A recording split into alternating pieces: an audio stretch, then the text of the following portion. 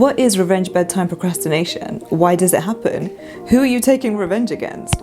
How is revenge bedtime procrastination destroying you? But actually, can it be good for you? If you want to know the answer to these questions and tips on how to stop revenge bedtime procrastination for good, keep watching. If you're new here, then my name's Maria and I'm a mental health specialist talking all about mental health, productivity and lifestyle. And my goal here is to help women have it all because I really believe we can. So I also suffer from insomnia, so I know firsthand how rough it can be when you just aren't sleeping. On top of that, I've actually been guilty of revenge bedtime procrastination myself. So I'm going to share some things that have worked for me and hopefully they can help you too. Firstly, what is revenge bedtime procrastination?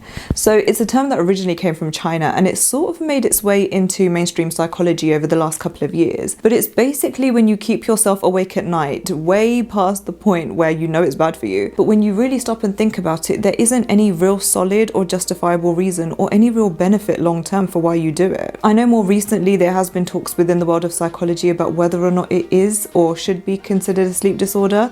So I think that's definitely something to keep an eye on. So why does it happen? Because it's still quite a new concept, the jury's still out about why it really happens. But I'm going to tell you some of the science-backed suggestions, but then I'm also going to tell you some of the reasons why I personally think this happens. First, the reasons from research. One of the main reasons given by researchers is that if you spend a lot of time stressed out in the day or find yourself in a high pressure situation, then it can actually take you longer in general to switch off at night. Another reason found in research is that there is a growing expectation of people to work out of hours or to be available at all times, which then leads people to not mentally switch off from work even if they aren't working. Another reason is that there is a sense of wanting to stay connected to your independence and your freedom. So a lot of people feel like they don't have control over their days, whether you work for yourself or if you work for someone else, or even if you're studying or have children. Such a big part of our day is handed over to other people, so a lot of people try to regain this back. Regain back some sort of control by trying to control how their evenings go. But now for some of the reasons why I personally think people might force themselves to stay awake. For me personally, it came from a place of running around after my daughter all day and not really getting a chance to do much of what I needed to do for myself. So I would wait until she slept tonight to get things done. But the problem is, up until recently, she wasn't sleeping well at night either. So where I should have really spent that time resting, I was actually spending that time doing everything else but resting, and then ending up being awake most of the night with her frequent night wakings. So this might be similar for you in your situation, where all of the things that you want to do in the daytime and you don't manage to get done, you end up waiting until late at night to do it all. Another reason why I think people suffer from this, and especially why we're seeing more of it in the last couple of years, is because where more and more of us are working from home, but there are also more and more people who are freelancing or having side hustles on top of their day job.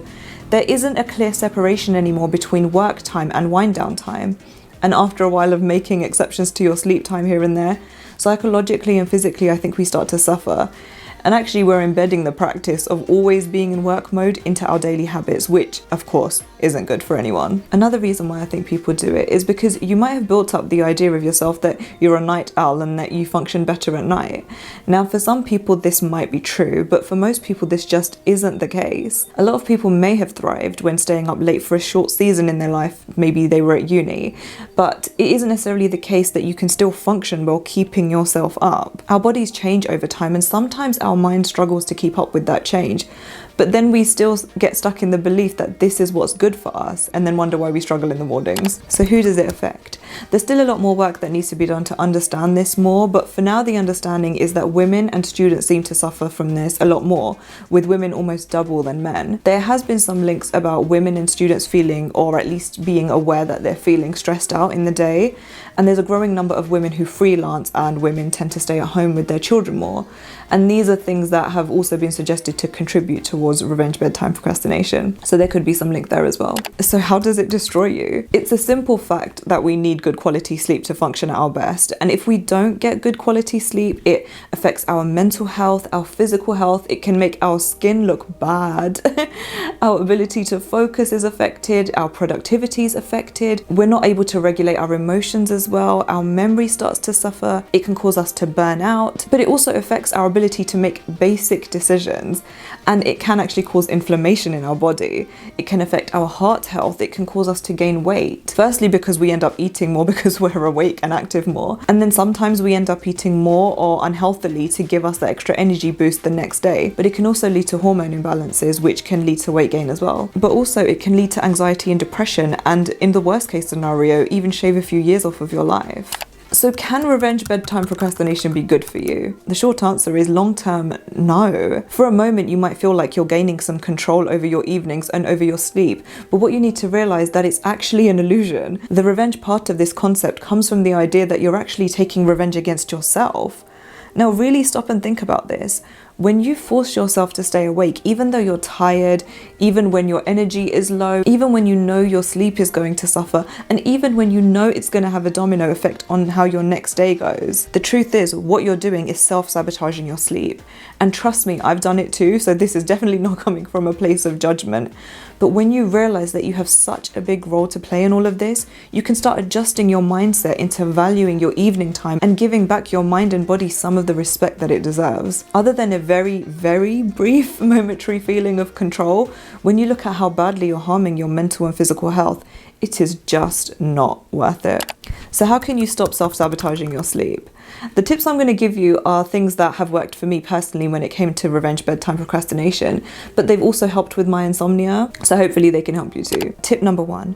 If for you the reason why you do this is about trying to regain some sort of control over your night because you feel like maybe you don't have much control over your day, then for you I'd say you actually have a lot more control over your whole day than you might realize. You decide how to section off your day. So by delaying your sleep, it's a choice you're making. For this I'd say try and divide your day up differently. At the moment you might be seeing it as day and night, but I'm going to say to divide it into day, evening wind down time, and then night. So rather than having an automatic switch from day straight into night, you're seeing part of your day as actually getting ready for the night. And that part of your day has a really important function in that it actually helps to support your sleep. Tip number 2, if your sleep procrastination is because of your belief that you're a night person, but then you're finding yourself feeling really tired and lethargic the next day, then I want you to challenge this belief that you have of yourself. Yes, this might have worked for you at a certain point in your life, but ask yourself, are things different now? Are you in a different situation in your life now? Were you in university when it worked for you, but now maybe you have a 9-to-5 job? Were you single before, but now you're married and have someone else's timetable to coordinate with? Are you a parent now? Are you older? Is your health in exactly the same place it was when this way of doing things worked for you? So really analyze how your life has changed and ask yourself, is it really still an effective way of trying to do things? Tip number 3, if you're finding yourself exhausted in the day and you're not able to get things done, so you push everything into your evening, then you might just have to change tactics for a short time. Just for a short period, this could even just be a few days, get a little bit stricter with forcing yourself to go to bed early. Even if this means that your house is a mess, even if this means that your laundry isn't done, and yes, it might mean that you have more to do after. But actually the truth of what happens is, if you rest those few days, you'll have more energy and focus to get it done more quickly and more efficiently in the daytime, meaning that things won't end up falling into your evenings as much, which in turn means that you have more time to rest. It's a strange old cycle, but as counterintuitive as it sounds, taking a few days away from everything you have to do and just forcing yourself to rest, switch off and do nothing can actually be so much better for your productivity in the long run. My next tip is to set screen time limits. You can limit the amount of social media usage you have, and I would say to switch off 2 to 3 hours before you sleep, and actually don't use any tech, phone, iPad, TV or anything 1 to 2 hours before you plan to go to bed. You might already know that the blue light from the phone messes with your body's natural sleep rhythm, but even if you have blue light filters turned on, most of our devices are still artificially stimulating, meaning that they disrupt our body's natural wind down process. So for a lot of us, reliance on tech is somewhat of a habit, and it may feel a bit alien to us when we first put our phones away, but you'll be surprised that just after a few days you won't crave it as much, and you will actually start to value the peace that you get when you aren't stuck to your devices. Another thing that you can do is to set a regular bedtime for yourself.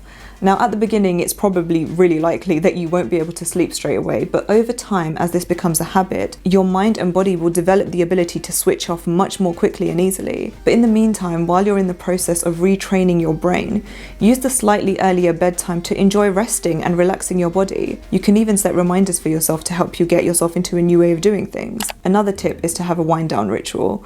Spend 30 minutes a day, but ideally an hour, but if you can take longer, then even better, to do things that help you relax and wind down. So try not to rely on any devices in this time, but take some time to have a warm shower or bath, get into some comfy clothes, read a book, do some light yoga.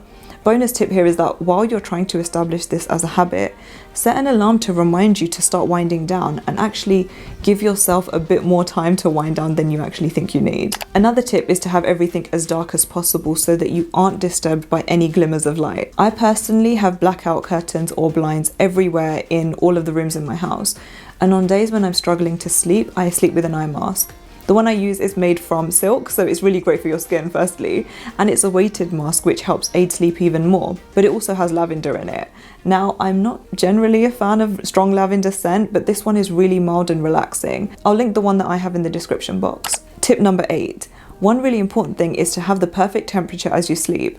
Now, if you live in England like me, you'll know about notoriously unpredictable weather, so it's really important that you take steps to regulate the temperature yourself. I sleep with an electric blanket which I turn on as I'm starting to fall asleep, and I'll switch it off after a while so I don't get too hot. Personally, I also suffer from a chronic pain condition, and I find that this really helps to ease some of the aches and pains that I get, which can actually sometimes prevent me from sleeping as well. I'll link the one I have in the description box as well. Tip number 9. Sometimes when I'm feeling bougie, I'll add a few drops of either lavender or eucalyptus or sandalwood essential oil on the side of my shower. It creates such a relaxing spa-like experience which almost instantly relaxes me and helps me to sleep better overall, but this isn't necessary, it just helps sometimes. Tip number 10. One thing that I always do without fail is to write down my next day's to-do list before I go to bed. The work part of my to-do list I usually do at the end of my last work session, but everything else I put on my to-do list before I go to bed. If you're someone who ruminates a lot before sleep, then you might find yourself feeling anxious if you have a thought and you're worried that you might forget about it in the morning. I'm also one of those people. So I always have a notepad and pen next to my bed in case I remember something and I need to write it down. Another tip is that as you lay down to rest, do some breathing exercises.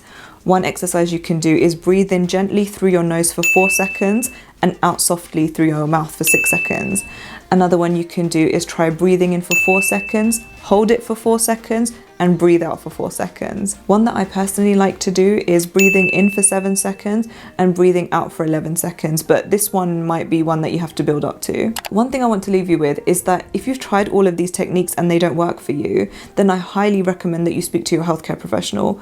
It might be a matter of recommending some vitamins or stronger medication if you need it, or to do some blood work to see if there's anything underlying going on for you, or they may choose to refer you to a specialist. But we spoke at the beginning about the damaging effects of lack of sleep, so this is something that you are going to want to take seriously. So those were 12 tips on how to overcome revenge bedtime procrastination that you can start doing right now to take back control over your life.